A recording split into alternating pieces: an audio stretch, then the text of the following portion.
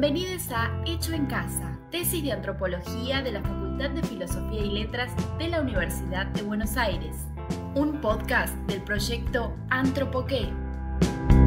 Letristas, poetas, cantantes, atletas, pintores, dentistas, ciudades, familias, doctores, parejas. En el episodio de hoy, Bautismos indígenas, presentaremos la tesis de Roberto Sánchez Cano, dirigida por Ingrid de Jong y codirigida por Mariano Nagui.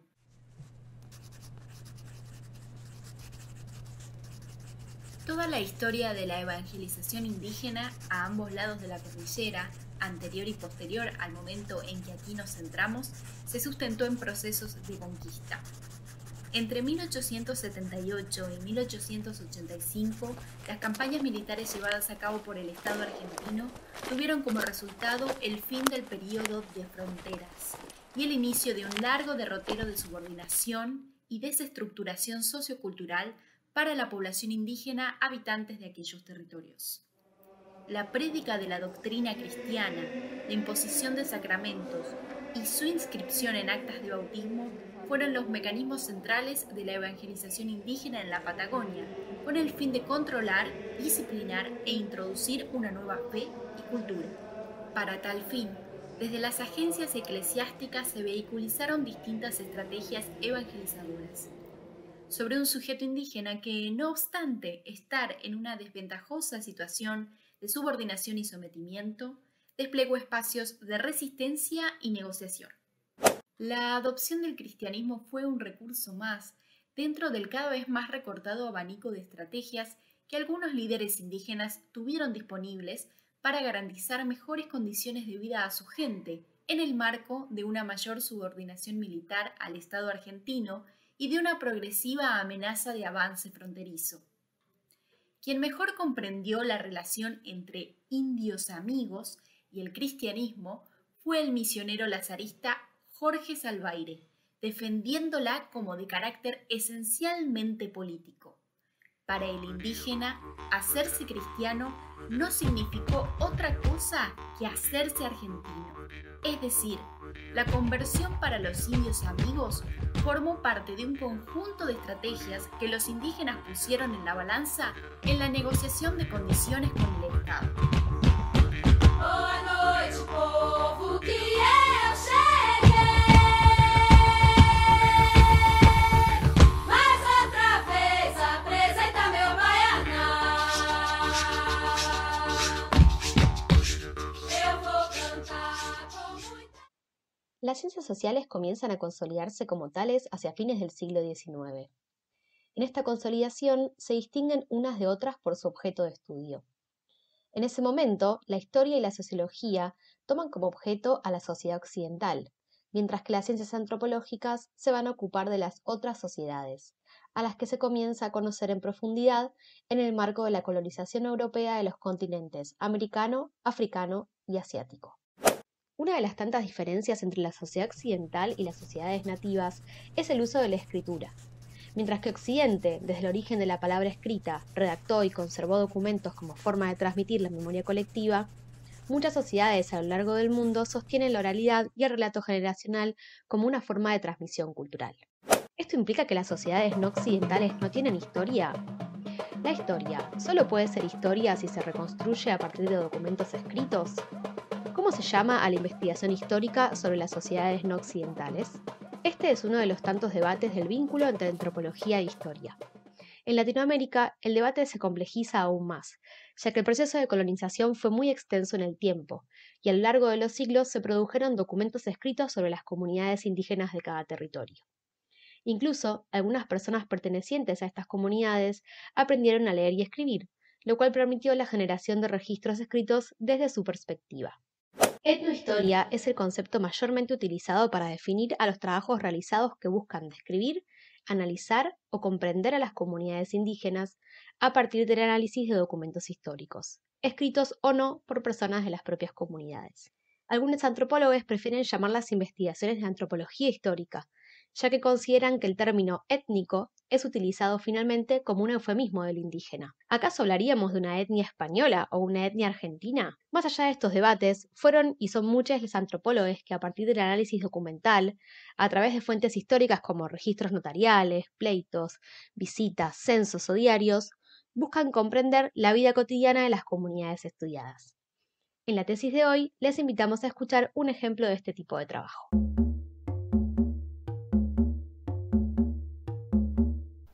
Hola, mi nombre es Roberto Sánchez Cano y soy el autor de la tesis de licenciatura Rituales de conversión y prácticas de violencia estatal, el bautismo de indígenas en el marco de la expedición al Río Negro de 1879.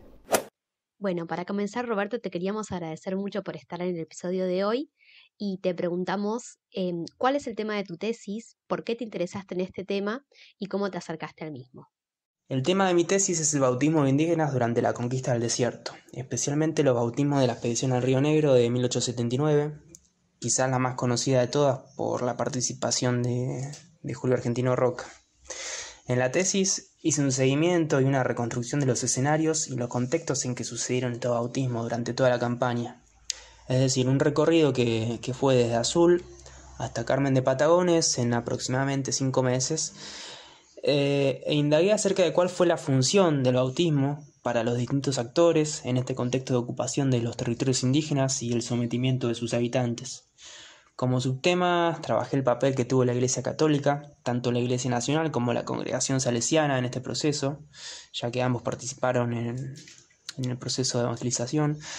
Y bueno, se trabajó mucho en una descripción de cuál fue la metodología de bautismo de los indígenas en este contexto. También trabajé acerca de la significación y las posibles estrategias que tuvieron los grupos indígenas, más precisamente los líderes indígenas, en torno a hacerse cristiano y de cuáles fueron las posibles implicancias de recibir el bautismo en estos contextos de violencia.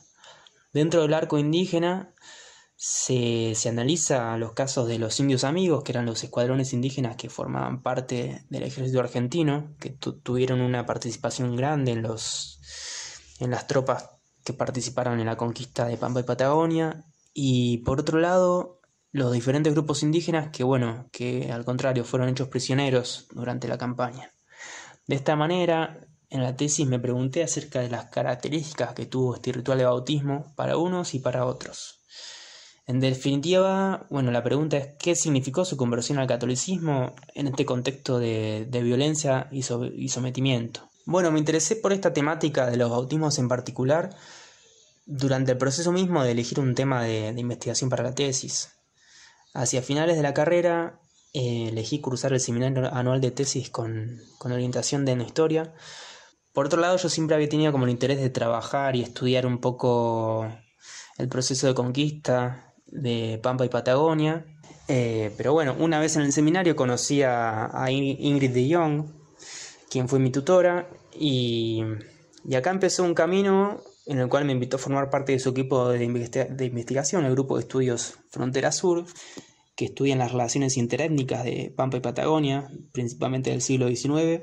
Y también tuve la suerte de haber podido cursar 2 seminarios temáticos sobre historia indígena, Pampa y Patagonia, y sumado a las lecturas que me fue recomendando mi directora y también desde el equipo de investigación, logré tener alguna base de conocimiento sobre este periodo histórico y sobre las principales discusiones académicas. Durante estos primeros meses de armar el proyecto y demás, es que mi directora me recomienda que empiece a ir a los archivos, a buscar y tener un primer contacto con fuentes de ese periodo histórico y siempre ver si se encuentra algo de interés.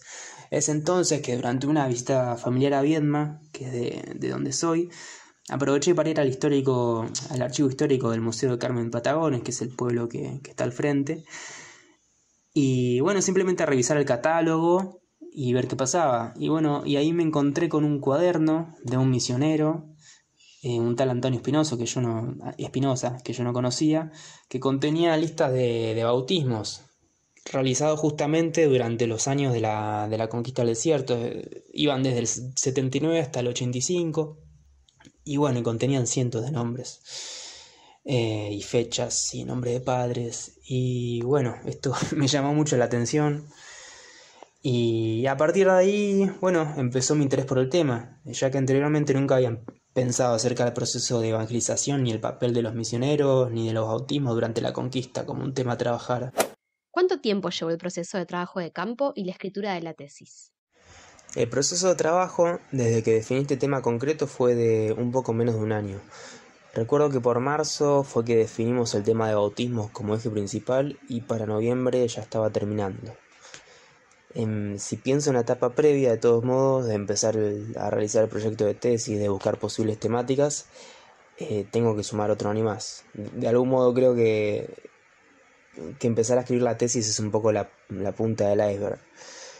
Ya durante el proceso de trabajo per se, la primera mitad se trató más bien de buscar la mayor cantidad de fuentes posibles y también recuerdo que me llevó mucho tiempo el buscar bibliografía y armarme un estado de la cuestión sobre el tema, lo más completo posible, sobre evangelización indígena en Pampa y Patagonia.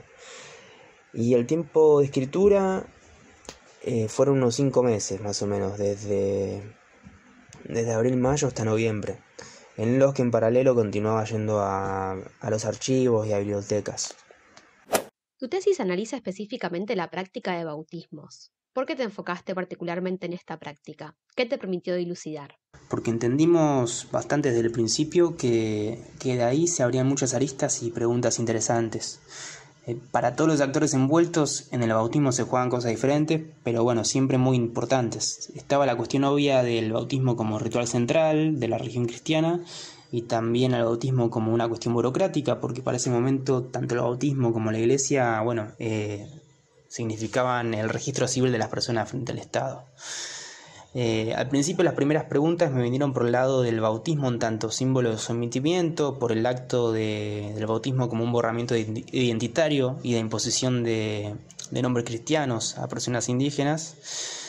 Es decir, lo pensé incluyéndolo como un espectro más de las prácticas genocidas ocurridas durante el proceso de conquista, especialmente respecto a las posibles estrategias políticas de los grupos indígenas, de los líderes indígenas, frente a la posibilidad de convertirse al cristianismo. ¿Y qué significaba esta conversión al cristianismo? ¿Qué significaba bautizarse? Por eso en la tesis hago el esfuerzo por comparar las relaciones entre los distintos líderes indígenas y los actores eclesiásticos, es decir, la Iglesia Nacional y los diferentes misioneros, entre dos periodos diferentes. Por un lado, antes de la conquista, a partir de la segunda mitad del siglo XIX, en contextos donde la relación de fuerza entre Estado y grupos indígenas era, por así decirlo, más igualitaria, y en segundo lugar, ya durante el inicio de las campañas de conquista y de avance del ejército sobre la frontera sur, donde ya el campo indígena se encontraba bastante más debilitado.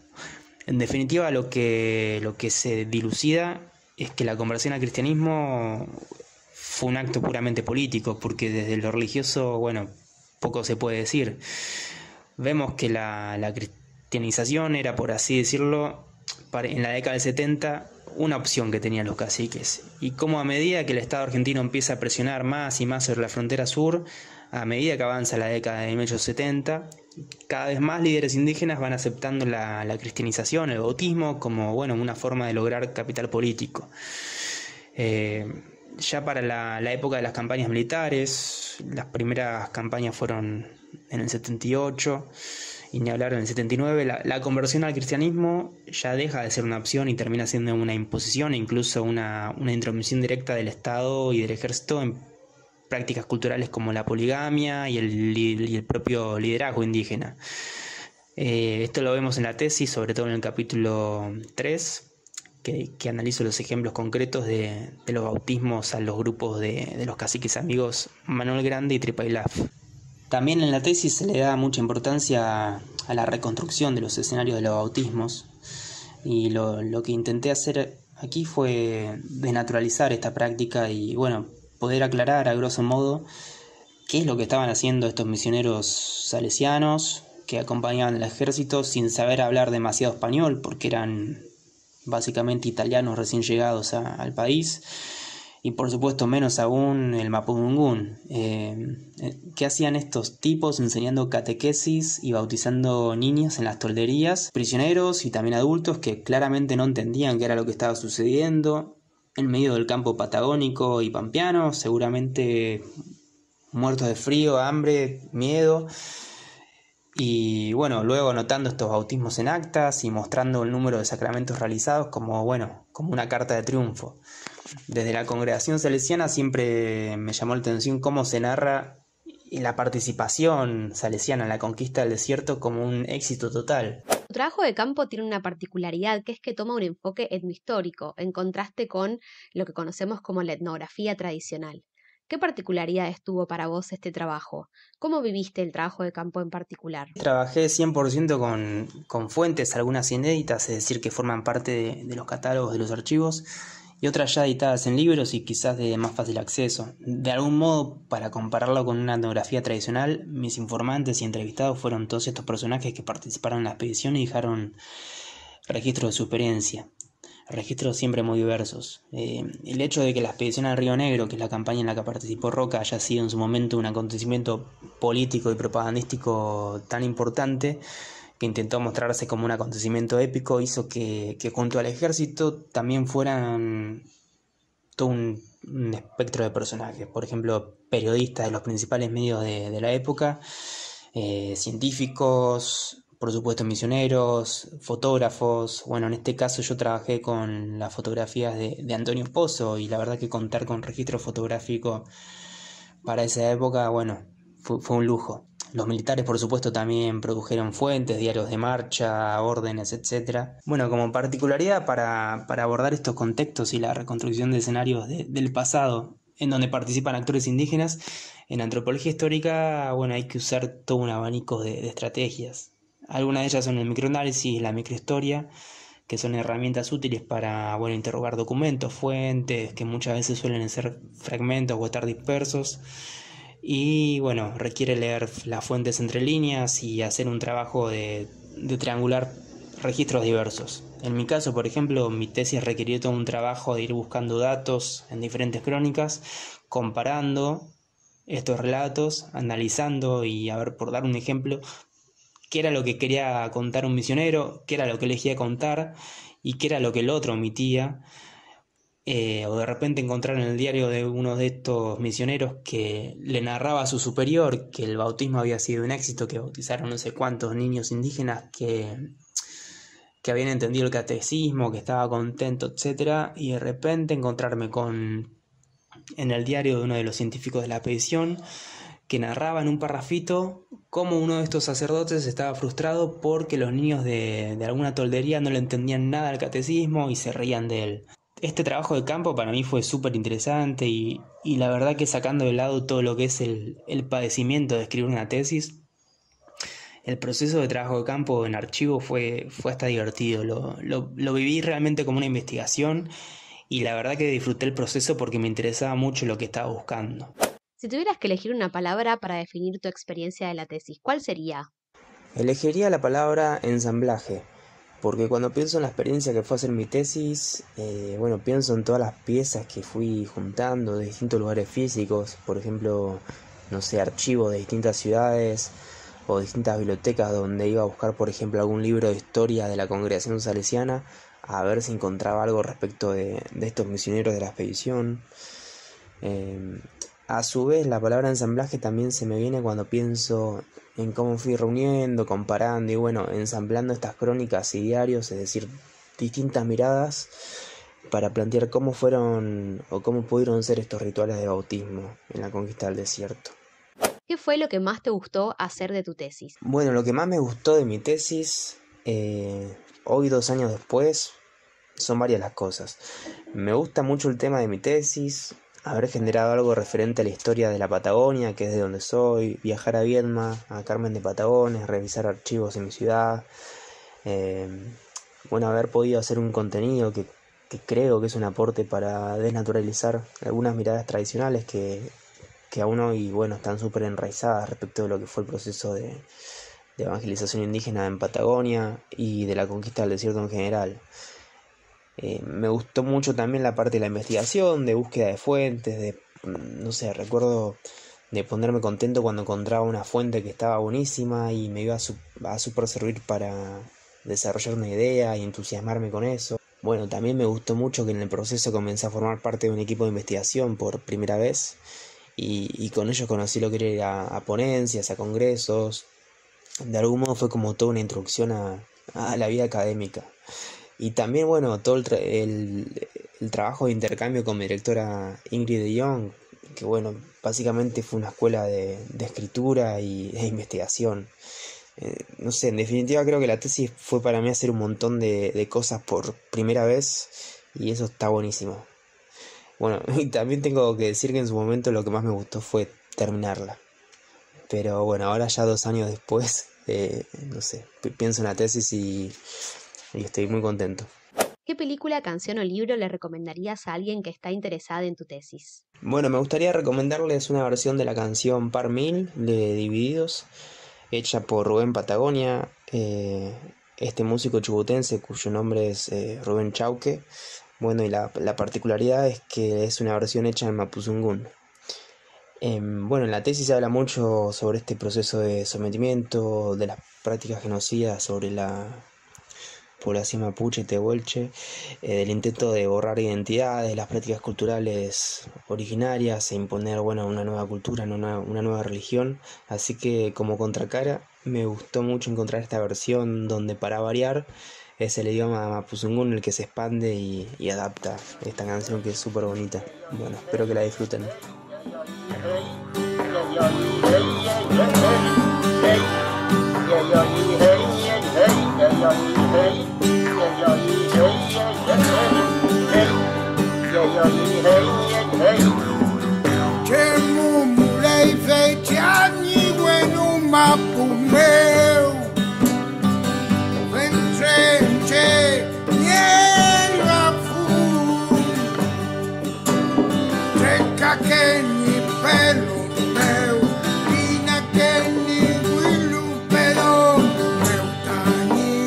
Pelo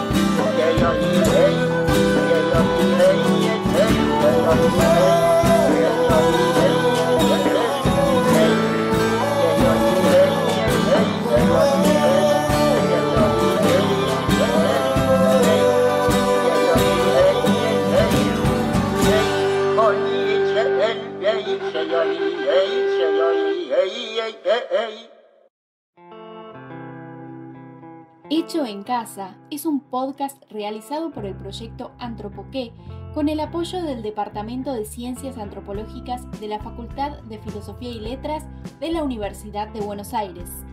Antropoqué está formado por docentes, graduados y estudiantes de la carrera, quienes llevamos adelante un curso de antropología para jóvenes y diferentes propuestas que buscan dar a conocer las ciencias antropológicas a diversos públicos. Letrista